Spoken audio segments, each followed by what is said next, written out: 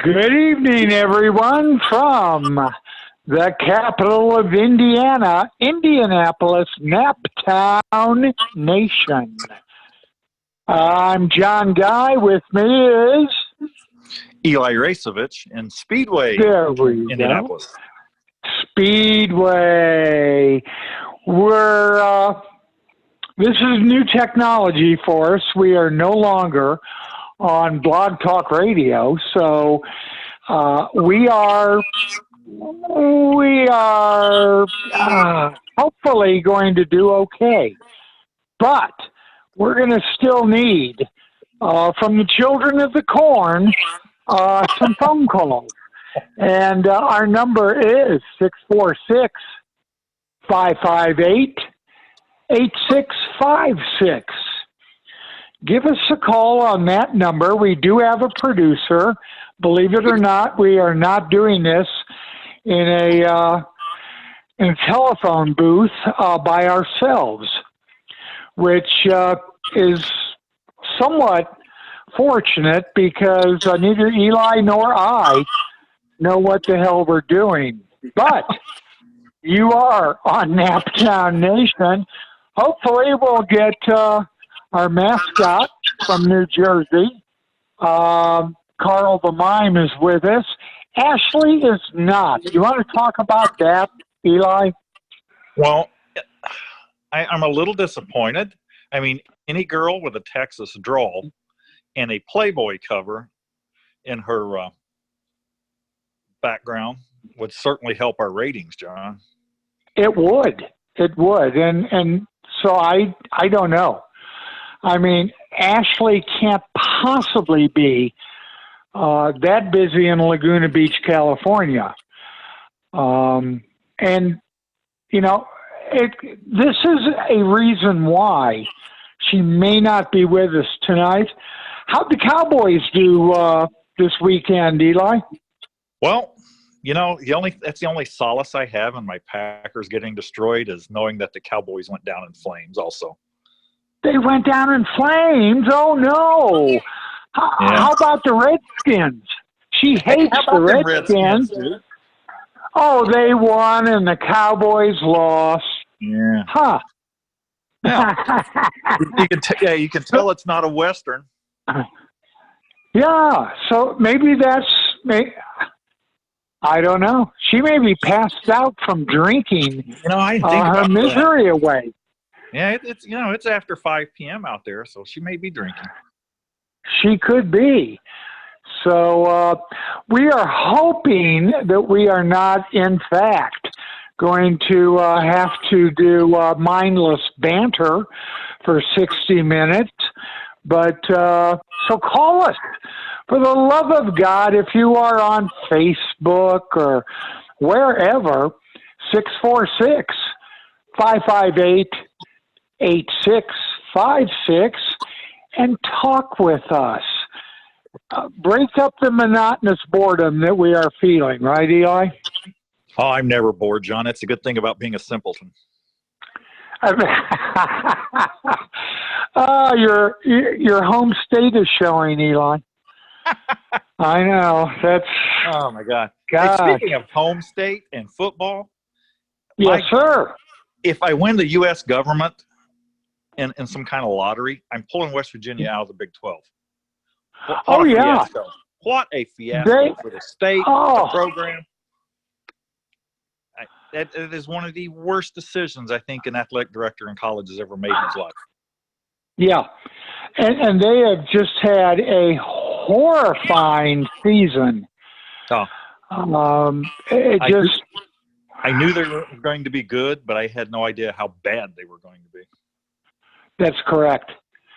And it just makes you want to cheer for Marshall just that much more, because you don't expect much from Marshall. You really don't. You know, if they make a bowl game, it's going to be a bowl game that you've never heard of. It's the Tudor's Biscuit World Bowl or something. Yeah. Remember the old Motor City Bowl? I remember Marshall was in that. I was afraid they were going to burn the stadium down. Detroit's known for some fires. They are. They are. They've had a history of arson for sure. Speaking of fires, yes. How about the Cincinnati Bengals, dude? Oh, how bad do they want that number one draft choice? Yeah, they. I can't wait. I mean, think about this. They are so bad that Tampa Bay would kill them. Yeah, your beloved Redskins played them all 16 games. They'd go 9-7 and get the playoffs. There you go.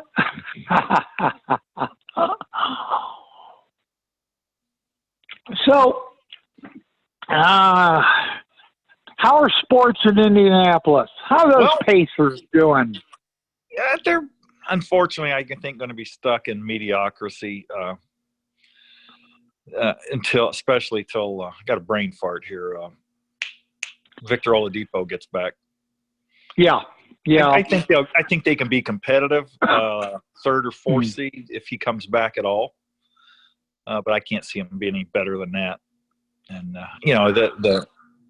they have nice role players, but they just don't have that one guy that let's face it, NBA is you get the guy in the NBA, there's a good chance you're going to win. And, sure, absolutely. And I equate Indianapolis to Reggie White and Green Bay. If they can ever get the premier player or near the premier player to come here, they'll treat them well. The organization's fine. It's just no one wants to come here and play. Right. In fact, the satirical online magazine, The Onion, basically was saying that your quarterback for the Colts only retired because he had taken too much of Indianapolis.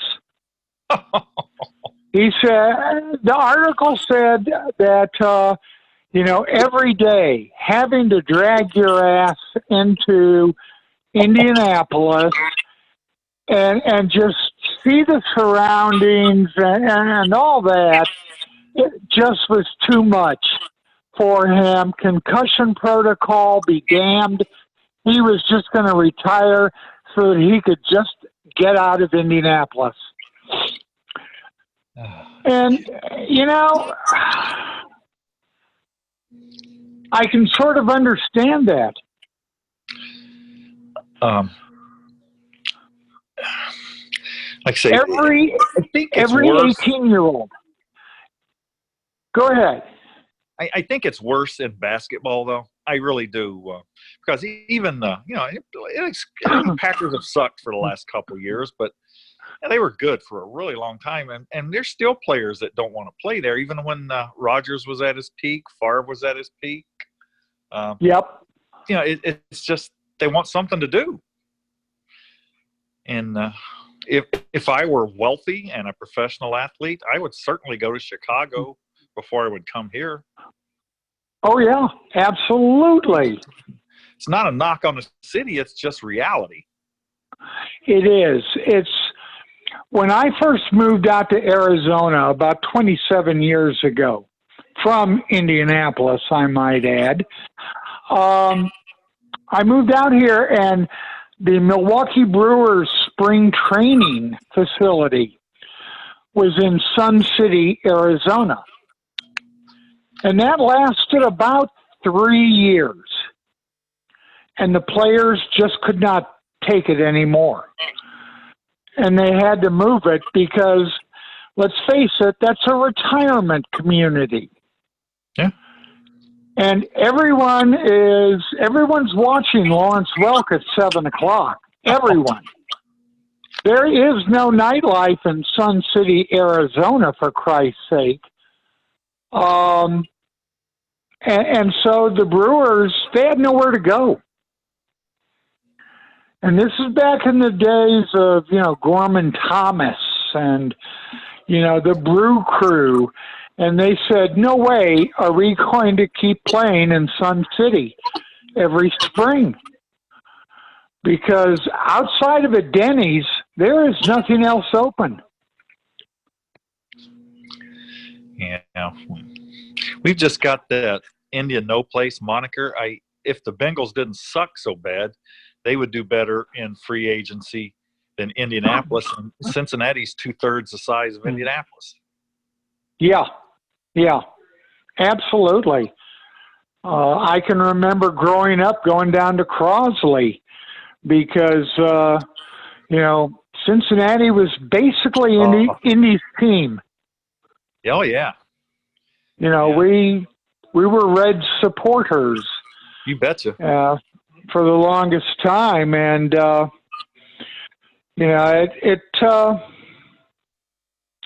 I don't know. Indianapolis, is that where sports franchises go to die? Is that it? I remember going to see pro soccer at the Butler Bowl. Yeah.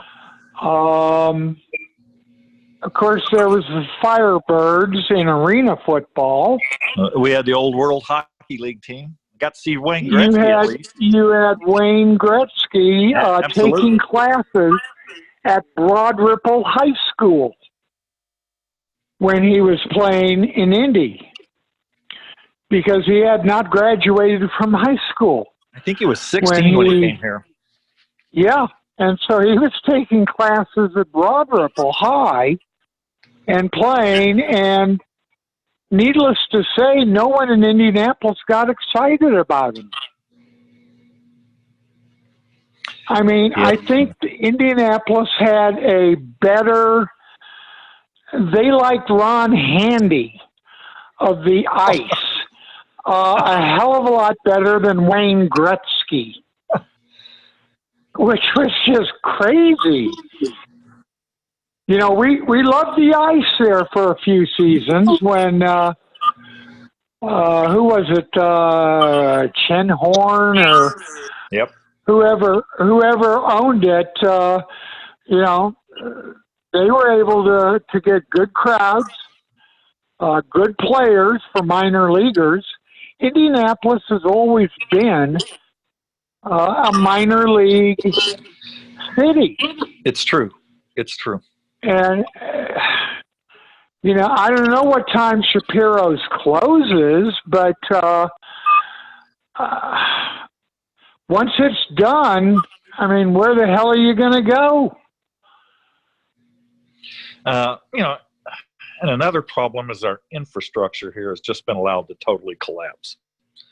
When we hosted the Super Bowl, we had a series of underground explosions where it was blowing the sewer lids like 30, 40 feet up in the air, and they were coming down and hitting stuff. So they went around bolting those down.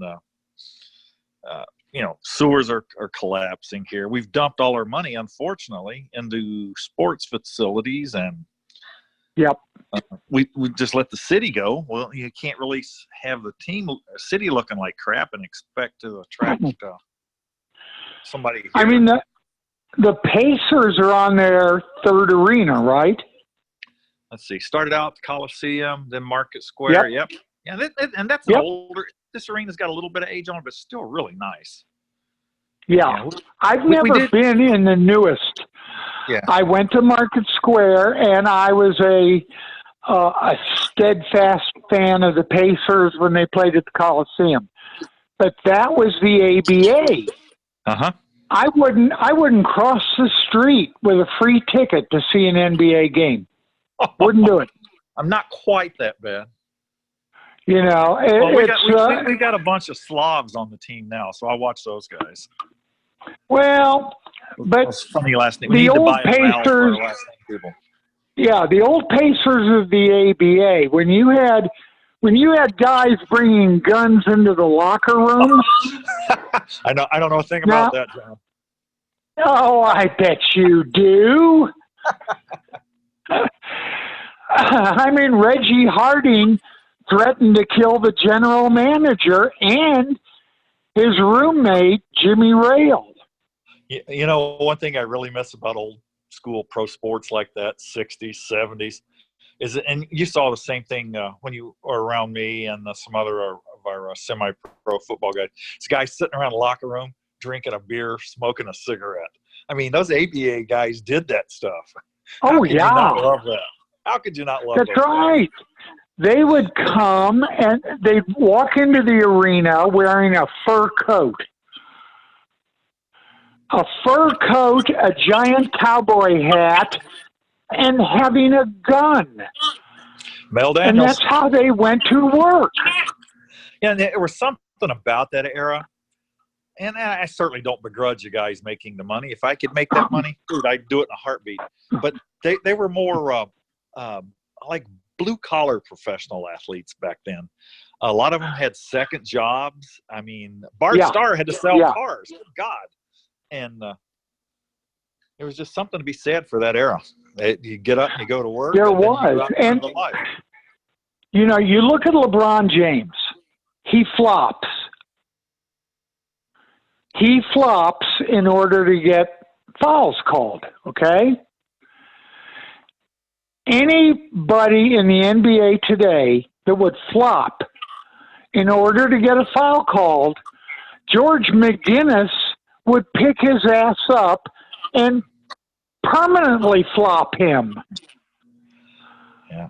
The old school guys, you know, the old school guys would never, you know, if you were going to go down and some ticky-tacky Wendell Ladner, George McGinnis, John Brisker. I mean, you look at John Brisker of the ABA, played for Pittsburgh, played for Denver. He was executed by firing squad by Idi Amin. John Brisker. The guy averaged 24 points a game and was an all-star in the ABA, and Idi Amin put him up against the wall and executed him. Wow. I was totally unaware of that. What the hell was John Brisker doing in Uganda? But John Brisker once went out onto the court and fought Art Becker 3 times. He was ejected after the first fight. Then he ran back onto the court and engaged him a second time. Then he got escorted off by the police, and he still broke loose and went back for Art a third time. John Brisker was mayhem. Those were the and days. He ended up in Uganda, and Idi Amin had him executed. And I just think, what? Damn, that's a story for the ABA. I mean, you look at Reggie Harding. Reggie Harding was the first 7-footer for the Pacers. He was shot to death. He was shot in the face on a street corner in Detroit. And the amazing part of him was, as a 7-footer, they were able to get a casket for him. But they couldn't find a 7-foot-long grave site in Detroit. So he is currently buried sort of cattywampus. Oh, I was going to ask if they did him vertically, but I guess not. He did it. They did it on an angle because he couldn't fit into the grave site. I had a guy I stopped in a car once, John. I was a rookie. I was down on 31 and Harding. Okay. Oh, nice neighborhood. Yeah, right near the truck stop. I pull this Nova over, and I go up there, and I look at this guy's license. I can tell he's big. And I said, dude, they got your height reversed on your driver's license. He goes, really? I said, yeah, it says here you're 7'6". You're 6'7", right? Guy goes, no, I'm 7'6". He played for some like Southern Indiana or something I'd never heard of. I said, dude, you get out of that car. You get out of that car and you're 7'6". You're out of here. He gets out of that car, John, and yeah, I'm 6'1", and the guy's 1.5 foot taller than me. And I was like, oh my God. So I handed his stuff back to him, told him have a nice day. Wow. He was the biggest human I've ever seen in my life. And I think you're right. I think he did play at University of Southern Indiana. Yeah, I think he ended up dying young, but he was in an old Nova down there at near the truck stop. And that's going back a while. Oh yeah. I can't remember that guy's name, but I never forget how big that guy was. Wow. And I got a lot. That of is amazing. You know, I'm just one of the quarters. Hell, my daughter's. Well, she is. Oh, we have a phone call. Oh yeah, somebody's brave. Somebody. Well, are we actually going to talk to her? It's probably a wrong number. Oh, wouldn't that be our luck? That would just hey, John, be. She thought she was down suicide prevention, and she got us.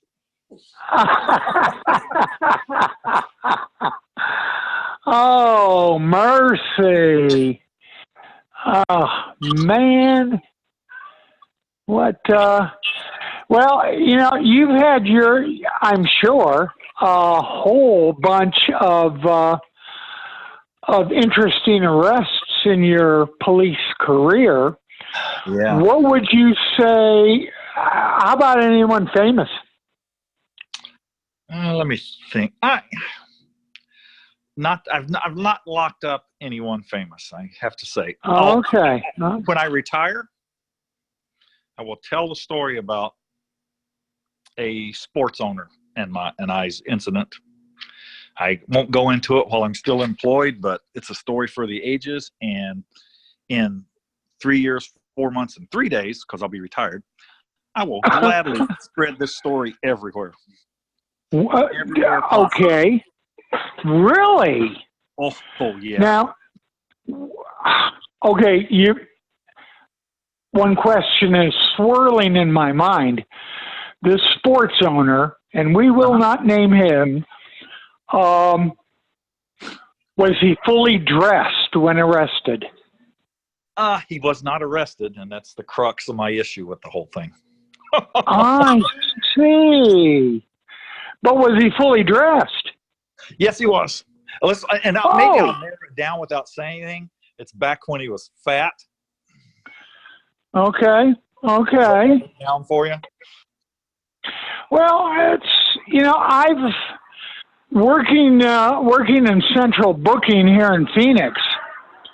I saw my share of celebrities for sure. We're world renowned for the people we book, and they were all very nice. That's the thing. Every guy I've ever pulled over that's been or come in contact with, with the exception of one who ended up killing his wife, he was a D-back for the Colts, and they've all been extremely polite and courteous and nice. And the funniest guy I ever pulled over was Edge. Was who? Edgerrin James. He was hilarious. Oh, okay, sure. Yeah, I got to meet, let's see, Mike Tyson, Glenn Campbell, J.R. Ryder, Albert Bell, and we would get Amari Stoudemire's mother in basically every other month, and we would single sell her, of course, and I would go and interview her, and she'd go, "Would you like my son's cell phone number?" And all I could think was, damn, how much could I get on eBay for Amari Stoudemire's cell phone number? Oh my God. She was a case. She was a case and a half. And we saw her regularly. Albert Bell he put on a lot of weight after winning the American League MVP. Hey, can afford to My eat good, goodness. then. Huh?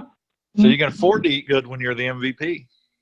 Well, evidently you can, because Albert was booked in at, I believe it was 345 pounds. Woo, Lordy. And that's coming from a former lineman. That's big. That's right. I mean, Yeah, I'm a svelte 270. Huh? Whoa. I know. I'm one of the few people alive that can look thin at 270. Yeah, that's true. That's true. But how much did you weigh when you were a center in semi-pro ball? About what I do now at the heaviest. I got down when I was young. I couldn't keep weight on. I'd get down to like in the 240s. And yeah. And then as I got older, I could hang around the weight I am now. Yeah. 270. The most I ever weighed was probably about 285. Okay. When I played. Now, I got heavier than that after I quit. But now that I've got mobility back, I'm able to work out and stuff. So. No, you don't. You have 2 artificial knees. Well, this one will be healed up in 4 months, and I'll be able to get back Yeah. in the gym. Yeah, I'm being whiny about this one. This one really hurts. I ain't gonna lie. First one, if we ever have any listeners or any Facebook or YouTube watchers, if you're putting off getting your knees replaced, stop waiting. Do it. Trust me. It's taken 10 years off my life. Oh my God. Yeah, I could barely walk. I really thought I was going to be forced to medically retire, and I'm back to I'm doing everything that I was doing before my knees were bad. When I work out, I don't do squats or anything. I just do extensions and leg curls, and I felt tremendous. But what about your heart, Eli? You know, you've had some issues I've had other than your knees. Yeah, but I'm not worried about the ticker, especially I have blood pressure issues. But if I keep that under control better now that I'm active again, and I keep a reasonable watch on my health. And the thing about heart attack is you'll never know when the big one gets you, is the way I look at it. Well, that's true. That is absolutely true. If I'm going to have another one, I want it just massive so I don't know about it. Yeah, that's probably the way to go. I was counseling this friend of mine whose ex-husband, he was abusive, and he died of a heart attack brought on by a cocaine OD. Oh. And she goes, well, he had 2 brothers also. They're all in Chicago. The 2 brothers evidently were okay, but they were still thugs. They were both executed with a GSW to the back of the head. Both of them. And so she's talking to me about, should I feel badly that my ex died of a heart attack brought on by a cocaine OD. And I went, no, he went slower. The guys that get capped in the back of the head, that's instant. Yeah. They probably didn't know what was coming on, And so that was an instant death. But a cocaine OD that causes you to have a massive heart attack, that can't be pleasant. No. Yeah. Speaking of that, was it Len Bias that happened to for the Celtics? Yep. Yeah. Boy, you talk about a waste. Oh my God. Yeah. Yeah. It's I don't know. I mean, this hardcore drug usage thing. I'm gonna have a new show coming on. Probably in a few weeks. Excellent. And it's called John Guy Solves the World's Problems in 30 Minutes. And I figure I can solve a lot of problems in just a 30-minute show. And, you know, one of the problems, obviously, is drug addiction in the United States, especially in West Virginia. Oh, yeah. I mean, West Virginia is like ground zero for people who have addiction issues. So, you know, it's got to be. We were all born with common sense. You would just think that by using common sense and getting clear thinkers to use their common sense, you could come up with a solution. I mean, the late Sam Kinison, the comedian, he solved world hunger in one of his skits. It was hilarious, but it was also true, in which he was going to say, don't give the starving people anything else to eat. Don't give them any money. Show up with a U-Haul trailer and say, look, guys, you're living in a desert. Nothing grows in the desert. Pack your shit up, put it into the U-Haul, and we will take you to where the food will grow. And if you think about it, that's true. Yeah, I mean, Of course, then he died of a drug overdose. So anyway, yeah, yeah, it's crazy. The opioid thing, like, you know, my insurance wouldn't even pay for the opioids I was supposed to take the first 3 days after my surgery. I had to pay out of pocket for it. I'm like, really? And when I appealed it, they said I didn't show need. I'm like, dude, they literally took a Sawzall and cut a joint out of my body, and you're telling me that I don't need this for 3 days? What did they prescribe? Oxy or? Yeah, Yeah. 3 days worth. What, yeah, dude, you know, when somebody's getting a joint removed out of their body, it hurts. Yeah. But absolutely. Yeah.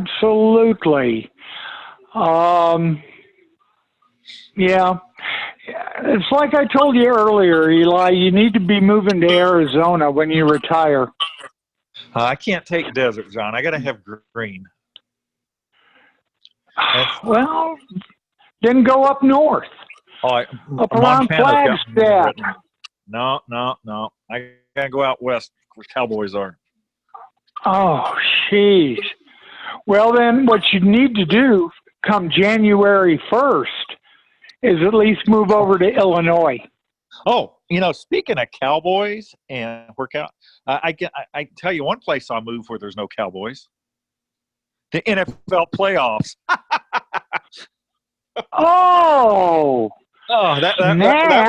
That was for our missing girl.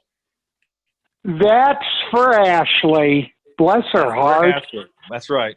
Yeah. If she's not going to come on and play, then I'm going to make fun of the Cowboys. Well, as well we should. I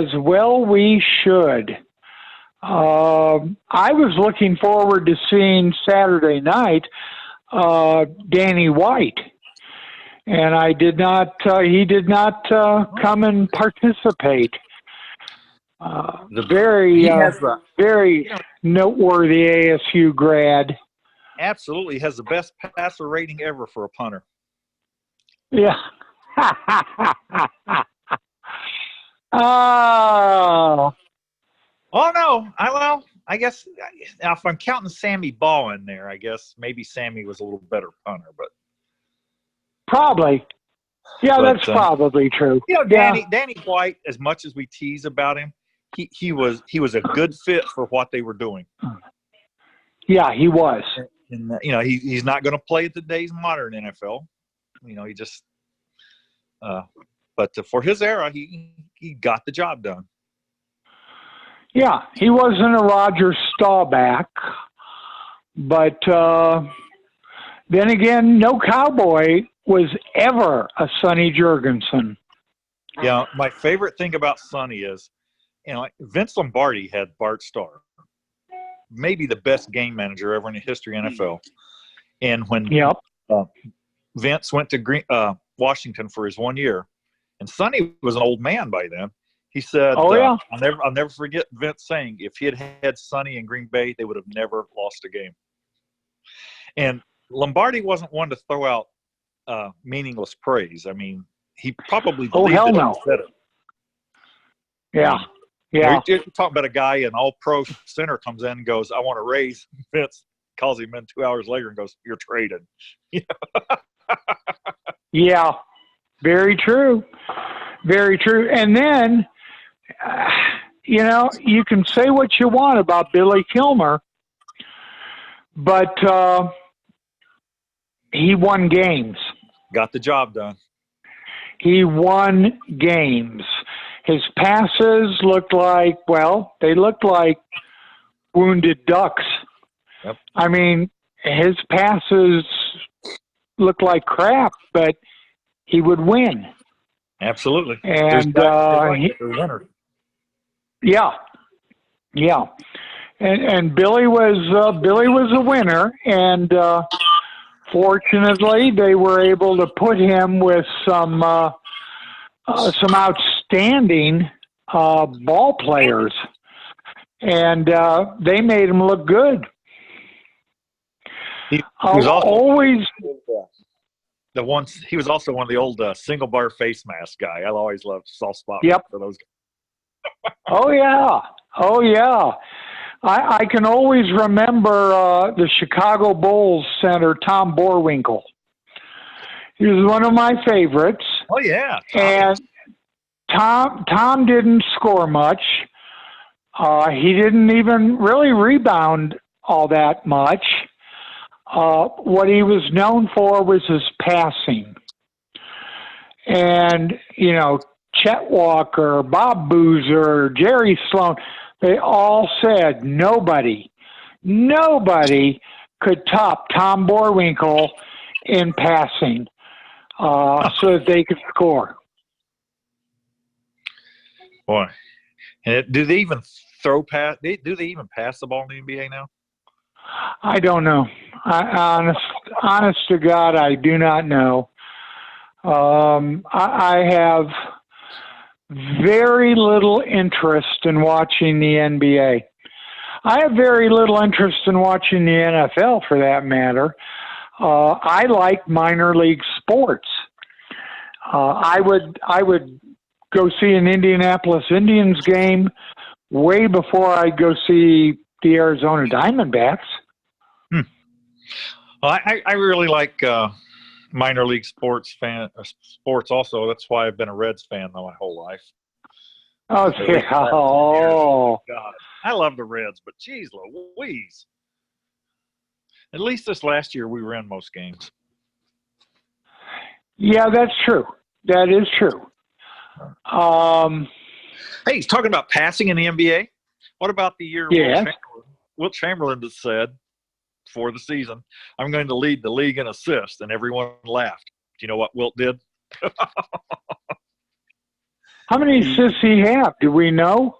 I don't remember off the top of my head, but I always found that quite amusing. Oh, yeah. Absolutely. Yeah, I don't know. I mean, Will would have been fun to watch. How do you think he would do in the modern NBA? I think that he would, if he were, his normal age, his playing age at least, he would still be a stud. I do too. I think Bill Russell would also. Yep.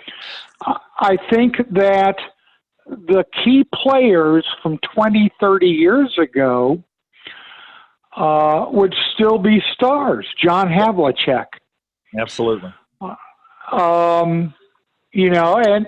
it's this younger generation that sits there and they go, oh, LeBron James, the best ever. Michael Jordan, the best ever. And I go, nope. Even as good as Michael Jordan is, and he's good, trust me, he's good. But he wasn't the Hawk. There were guys in the ABA that would have put Michael Jordan to shame.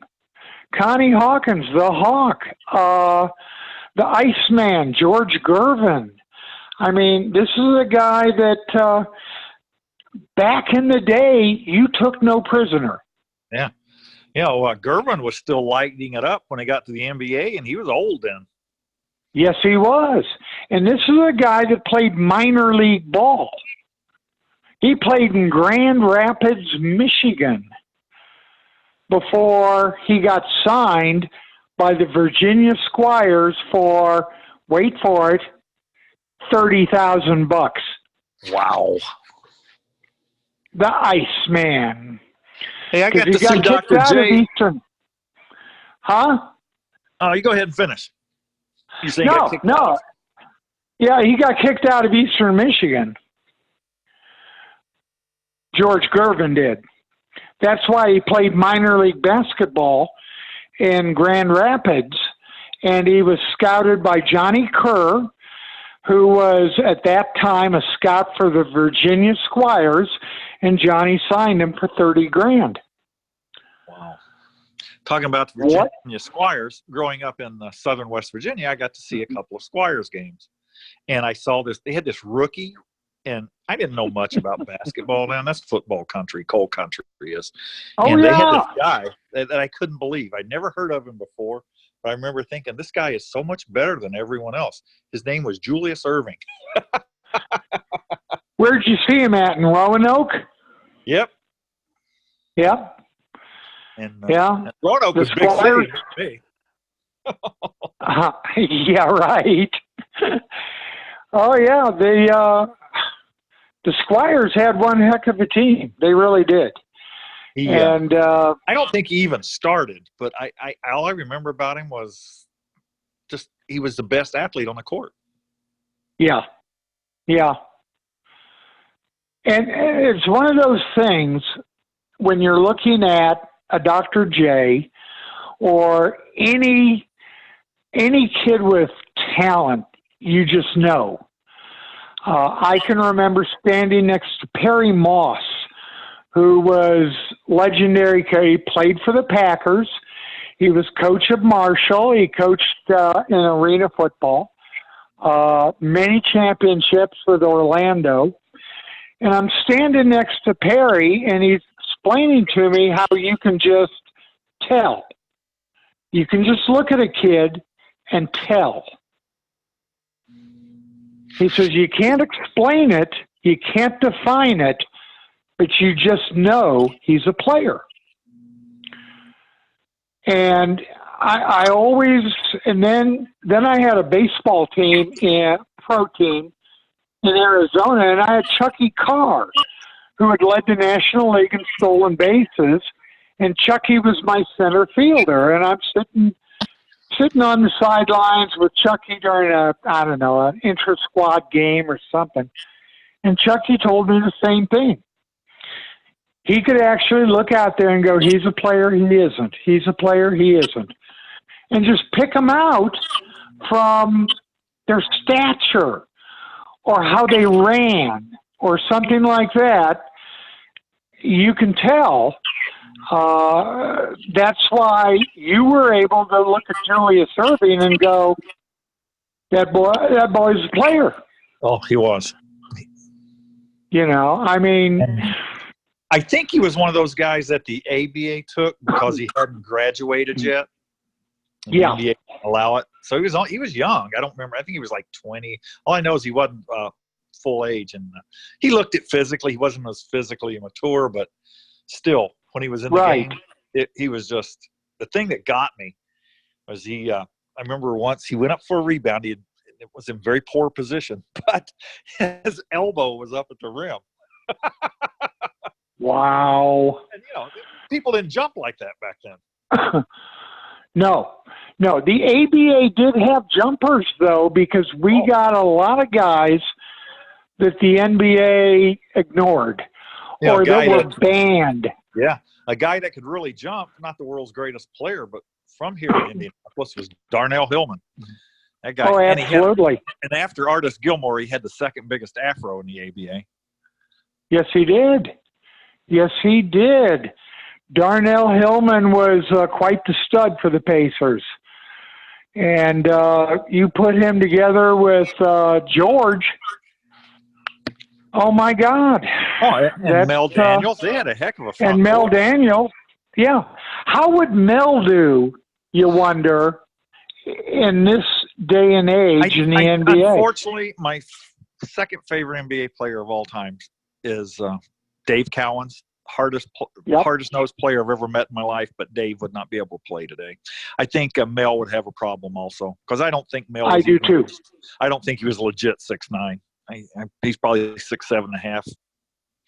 And what was the guy who used to play for Wes Unseld? Wes Unseld could not play today, and I love him too. Yeah, when you're 6', you can't play 6'6" center today. Right. Well, he was a hell of a passer. Yeah. You look at someone like Jerry Sloan. Jerry Sloan once had 900 rebounds in a season. Jerry Sloan. He was like all of 6'5"? Yeah. Out of Evansville. And there's no way he could do that today. You look at the old Pacers. What do you think the Roger Brown? He'd be more of an outside swing man today, but I think Roger could still play. Billy Keller could not. Billy Keller would be eating leather. That's right. That's right. Rick Mount, I don't think would. Rick Mount would be a 12th man. I was going to say fringe player. Yeah, put him in 10 seconds to go. Fire it, Rick. There you go. You're down 4, shoot, Rick. You look at those old Pacers, and I don't think very, very many of them could compete favorably in this modern era of basketball. Now, you do go back and you think about guys like Jerry West. Oh, Jerry could still play. Jerry could play. Yeah, Jerry he's could still play. The logo. That's right. He is the logo of the NBA. That's correct. And, what was his nickname? Zeke from Cabin Creek. That's right. And I used to recruit there in Cabin Creek. I've been there. All 4 houses. I've been there. Yeah. I tell you, we were talking about him earlier, but a guy I think in his prime before his knees went bad, a guy that played for the Pacers that I think would be better today than he was in that era was McGinnis. Oh yeah, George. Absolutely. The game, he would be able to use his physicality more today. Absolutely. George was a stud back then. He would still be a stud. Would still play. He would still be an all-star. Yeah. Yeah, he would. He would. I think that Freddie Lewis could still play. I forgot about Fritzy. I think that he was an all-around excellent guard. Yep. And I think that he would be able to fit into an NBA roster. Yeah, I do. I think I forgot about Fritz, but you're right. He would. Yeah. I think that here's a trivia question for you. You know who Moonlight Graham is, right? No, fill me in. With a great Moonlight Graham. He was in the movie The Natural. Or no. Field of Dreams. Field of Dreams. Remember the movie? Moonlight Graham. He was the doctor up in Minnesota. He played in one major league game. One. and then that was it. And so Ray Kinsella and, the cast, basically, of Field of Dreams, they were always after Moonlight Graham. He played in one game, and he recorded nothing. He didn't even catch a fly ball. It was a 0 across the board. Now, in basketball, the Indiana Pacers had a player like that who played in only one game and never got a statistic in anything. Who was it? I'm stumped, John.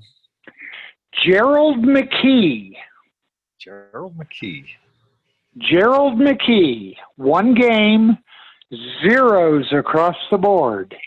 And you got to ask yourself, how does he sleep at night? I mean, this is a guy who I'm sure beats himself up on a regular. He got into one game and wasn't even able to take a shot. Yeah, but you know what? The guy still made the show. He made the show, but he became a trivia question. And I find that to be sad.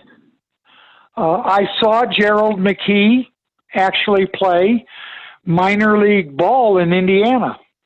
Okay. Well, I actually played in Ohio, but it was in Indiana League. Do you remember the International Basketball Association? Yeah, we've had a couple. I mean, we're basketball country, so we're... That's right. Anderson had a team. Lafayette had a team. South Bend had a team. Fort Wayne had a team. And you had all the studs that came out of Purdue and IU and all the local colleges. And then you had a team over close to Cincinnati in Ohio, and you had a team in Dayton. And I actually went to a game in Dayton, and Gerald McKee was actually playing in that game. And Russell Lee, who played for the Milwaukee Bucks, played in that league. John Ritter, remember him from IU? Oh, yeah. Now you're going John back. That's like Ritter. Knight's first teams. That's right. And he played in that league.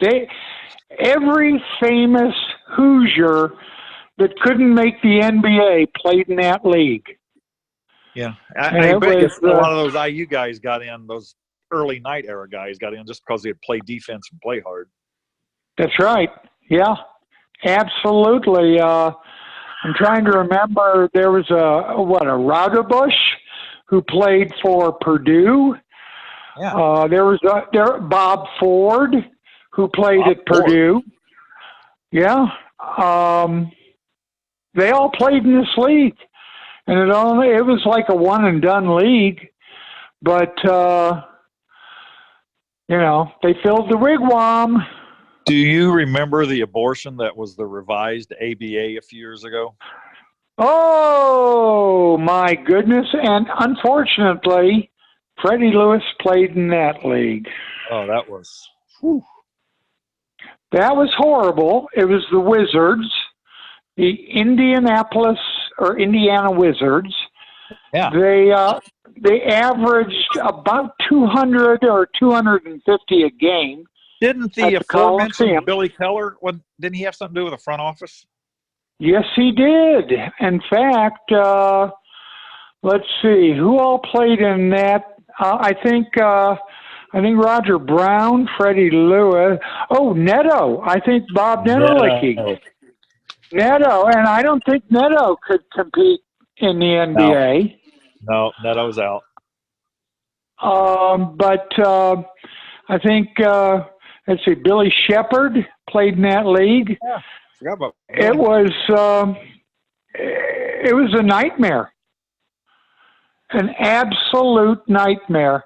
I've got a newspaper article from the Indy Star that had a box score for the Wizards at the Coliseum, And I think it was like, I don't know, New Year's night or something. And they had 211 people at the Coliseum. Wow. To see ex-Pacers. To see 211 people in the Coliseum is just, that's a scary thought. It's a very scary thought. Because, it's older than dirt, but it's still a nice facility. Oh, sure. It's perfect for minor league sports. Absolutely perfect for minor league sports.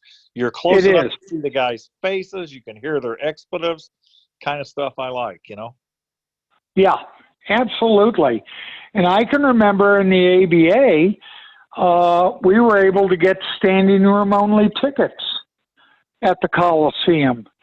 So they filled it and then some. But I was impressed when you and I were there a month or so ago. Oh, yeah, absolutely. How the facilities have been updated, and the part that the public doesn't see. It's a very well-maintained building. It is. It is. And, I remember, of course, the explosion. Oh. That was, you were still back in West Virginia, huh? I was still flirting with my cousins, yeah. There you go. Well, they were second cousins, right? Well, we're not going to go that deep into it. Maybe.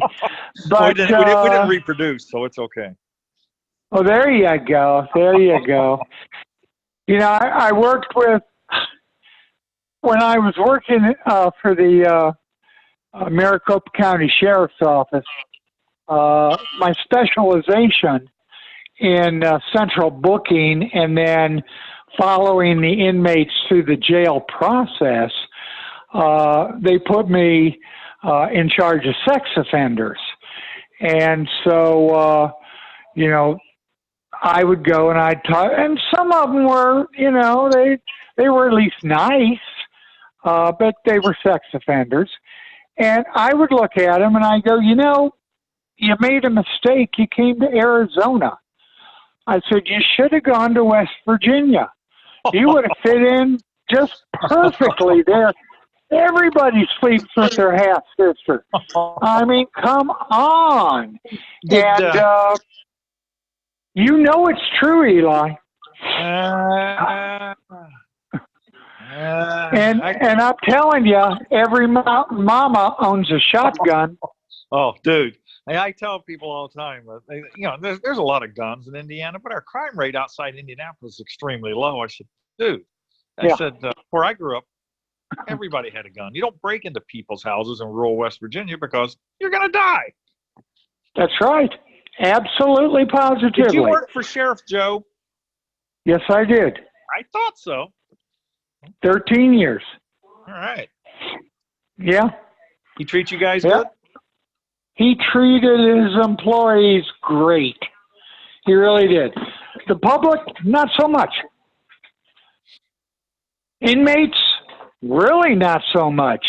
But his employees, he treated us well. But by the same token, we didn't have to sit out in a tent when it was 122 degrees. I mean, the first time I ever saw a female chain gang, because we used the female inmates, we chained them up, put them in the black and white stripes, and they were in charge of bearing indigent babies. Oh my goodness! And that was their job. Holy cow! Yep, the men had to pick up all the dirty needles and syringes. The women buried the babies. That's sad. It is very sad, and it's just very grim. Speaking of grim, we just covered an hour of really mindless banter. I'm assuming next Monday, Eli, we're going to actually have people. Absolutely. We did have one inadvertent caller. Yeah. It was probably a robocall, but I think next Next Monday we may get, hopefully we'll get Lou from New Jersey. All righty. At If we the don't get very any, least. if we don't have any next week, I'm going to start calling people at random. There you go. We can call them on the show. We have an hour. Right. All right. You've been listening to Naptown Nation with John Guy and Eli Racelovich. And we hope and pray that someone somewhere possibly listen to this. And if not, damn it, you should. We'll see you next Monday. Same time, same station. Until then, bye-bye now. See you next week, John.